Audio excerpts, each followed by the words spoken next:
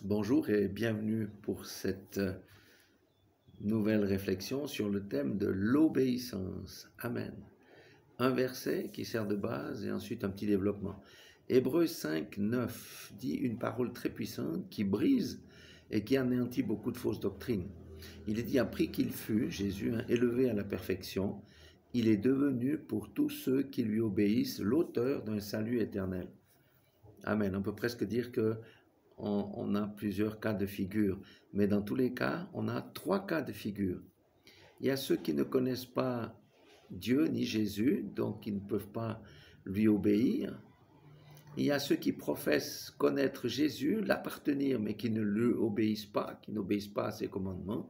Il y a ceux qui professent Christ, Jésus-Christ, comme Seigneur et Sauveur, et qui obéissent à ses commandements, à sa parole. À votre avis, lesquels sont sauvés?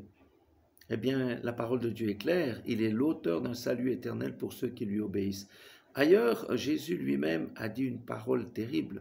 Pourquoi m'appelez-vous Seigneur, Seigneur, et ne faites-vous pas ce que je vous dis? C'était en relation de dire, vous écoutez la parole, vous ne la mettez pas en pratique, vous construisez votre vie sur le sable et non pas sur le rocher, sur mon fondement, sur moi-même. Et dans ce cas, vous serez recalé le moment venu.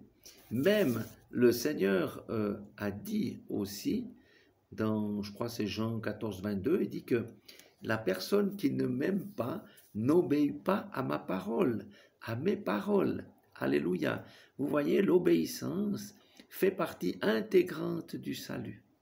On ne peut pas vivre dans l'illusion de dire j'ai cru au Seigneur Jésus et je vis ma vie, je fais comme je veux, sans obéir à sa parole. Du reste, dans Matthieu 7, 21, il dit tous ceux qui me disent Seigneur, Seigneur n'entreront pas dans le royaume des cieux, mais seulement celui qui fait la volonté de mon Père, qui est dans les cieux.